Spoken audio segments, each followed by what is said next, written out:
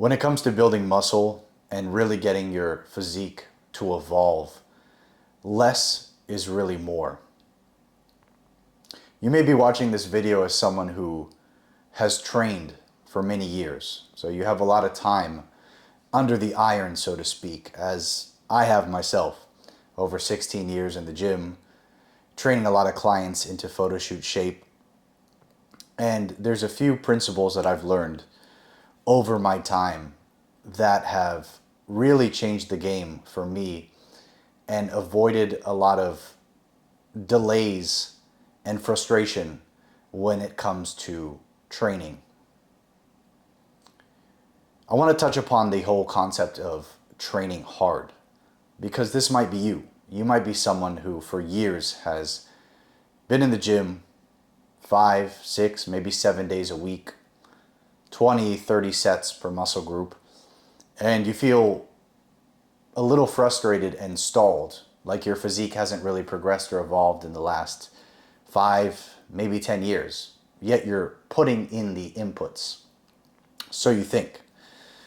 Right, so the first thing that I want to touch upon and really dive into is, what is the concept of training hard? What training hard actually means? Because what most of you might equate hard training to is how sore your muscles are getting, how many calories your wearable is saying that you burn, how many sets you've done, how many exercises you've added. And I'm going to tell you now that pretty much none of those things are going to be your leading indicator as to whether you build muscle. So you're applying the wrong inputs and you're using outdated strategies, especially after you reach a certain age. After 30s, 40s, training must become more efficient. That's why I say less is more. So when it comes to muscular soreness, soreness really is one of the 3 pathways that we use to see progression in the gym. And it's actually really the least effective. Right? When you're training in a way that is making you excessively sore, your body is in this perpetual state of recovering. And it's never actually adapting. The idea of building muscle really is one of adapting. You want to break down your muscle tissue so those fibers can become bigger and stronger. So overdoing it, overspilling, is going to put you in a perpetual state of just recovering from what you did in the gym, but never actually growing those muscle fibers and getting bigger. Right? So what I'm going to go into are really the key indicators that you should be focusing on in the gym, because it's not muscular soreness. Although some soreness does give you the indication that you fatigued those fibers enough, which is a good indication, there's a host of other things that we want to be looking at, right? So first and foremost, you've heard it before, progressive overload. This means you need to be exposing your body to a new stimulus every time you go into the gym, or that should at least be your intention. Now, this can come in many forms. We'll often associate progressive overload to just adding weight, adding weight, adding weight. And just adding weight at the expense of technique, at the expense of really feeling the localized muscle work, is going to be ineffective for you. So yes, over time you want to be adding weight to the bar. You should be logging your workouts. You should have the intention of adding repetitions and ultimately adding weight. One of the big things I tell my clients is that if you're doing 3 sets of 10 at a given weight, then a few things are going wrong. Either you are not connected and focused on technique, or you're just not lifting a weight that's heavy enough. So this is what hard training looks like. It's when you choose a weight that you can command, but challenges you to the point where on each set, you're able to do fewer and fewer reps, right? That shows me that you're challenging your muscles sufficiently. So for example, on the bench press, 225, you handle it for 12 reps on set 1, then that diminishes to 10, then that diminishes to 8, right? So there's effort to the point where you can't replicate your performance on each set, and that indicates to me that you've chosen a weight which is challenging enough, right? So that's one way that we can look at progression. Adding reps, just adding 1 rep from 1 week to the next. Adding weight ultimately when you get to the higher end of the rep range. But improving your technique. Slowing down movements, getting into deeper stretches, and we're going to get into some of these concepts later. I'm giving you more global information today. But improving your range of motion when you train. When you improve your range of motion and you're straining or providing stress to your muscles in their lengthened range, that's a form of progressive overload. Developing better technique. These are the things that you should be focusing on in every single session. That is what training hard means, and that doesn't necessarily mean you're going to be excessively sore at the end of every session. Because part of what produces soreness is just novelty, right? So you might be changing your exercises all the time from week to week, and that's going to produce soreness because it's a new movement pattern for your body, essentially. And I've seen that, by and large, gets you sore.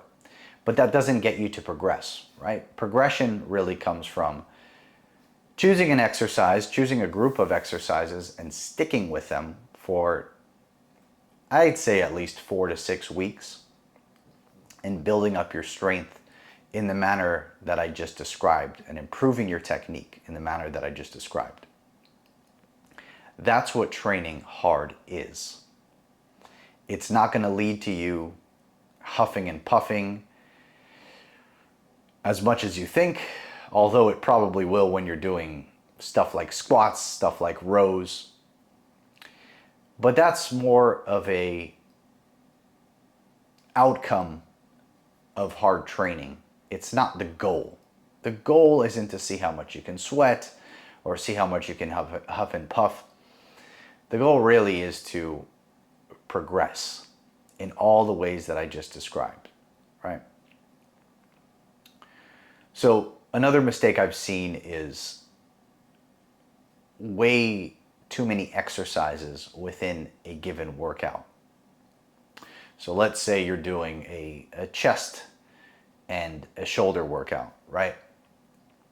It's very clear, and I've noticed this in my time, that the first 6 sets that you perform on a muscle group, those are going to be the most effective. After that, you're so fatigued and your muscle fibers are so tapped out that everything you do after that is almost rendered, I'm not going to say useless, but you're better served putting your effort into the first 6 sets, doing less exercises, giving a high degree of focus and intensity to each one of your sets, and then moving on. So what this could look like for you is, on a chest and shoulder workout, could mean 2 hard sets of bench press, 2 hard sets of flies, 2 hard sets of dips, and then you move on to something else. If you're really training for progression, for focus, for internal sensation, you don't need more than that.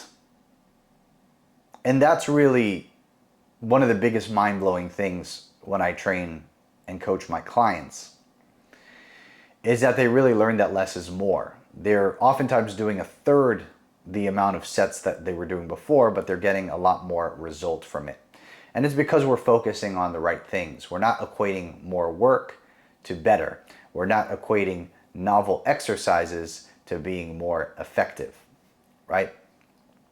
So less is truly more. And remember, the first few sets that you do in a workout on a given muscle group, those are really going to be the ones that change you, especially set one of every single exercise. So that's where you want to really put most of your effort, your vigor into those sets, right? So that's kind of reviewing exercise quantity within a single session. So next is really just understanding that your sole purpose when you go into the gym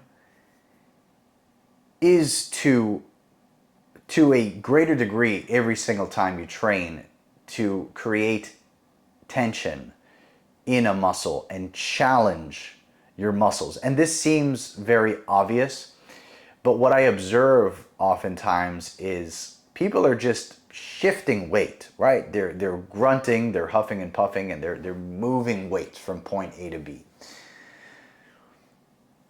What I offer to you to start thinking about is flipping your focus internally. So on a bench press or on a dumbbell press, instead of just thinking of shifting that weight down and up, down and up, focus on your chest muscles, which are the prime muscles we want to target. And think about those muscles getting stretched, getting lengthened, and then shortening as you're coming into the top of the movement. So oftentimes I don't even think of the implement that I'm using, i.e. the weight in my hand. I'm actually thinking of the chest muscle itself, moving the weight. If I think of anything with my limbs, it's typically that my elbows are moving in and across and out and apart, in and across and out and apart. This is a topic that I'm going to attack on this channel from different angles, and it can be kind of abstract when we first think of internal focus when we're training.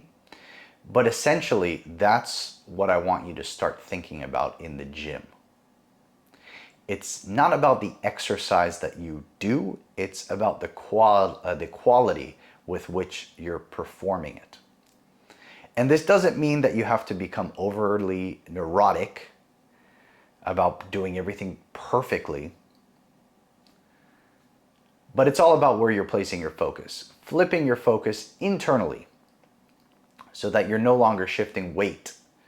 You're internally learning how to contract your muscles as hard as possible. Right, so the way I want you to move forward and start judging your workouts isn't how tired you were when you left the gym, but rather, did you create enough damage? Did you create enough tension in the muscle groups that you were trying to target? Now, a lot of this really is going to come down to you stepping into the gym with a degree of presence, kind of taking all of your external things in life and putting them to the side and devoting that hour, 45 minutes that you're in the gym to being present, to focusing on the movements. It's almost meditative.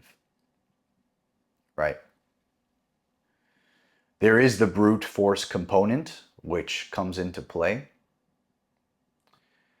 But above all, it's about concentration. So if you have 100 things in your head going on, at the same time you're trying to train in a precise manner, it's a hard thing to do. So it's just a decision you make when you step in the gym that this time is going to be devoted for presence. And with that level of presence and concentration, you're going to get a lot more out of your sessions with less. Like I said, the guys that I train and have gotten into photo shoot shape in their 40s and 50s, oftentimes the case is that they're doing significantly less exercises and sets than they did before, but they're getting significantly more progress, more muscle growth out of what they're doing. All right, guys, so hopefully you found this helpful. We're going to be coming back every week with a video, both in the gym, outside the gym, covering nutritional topics as well, to help you build the most formidable physique possible.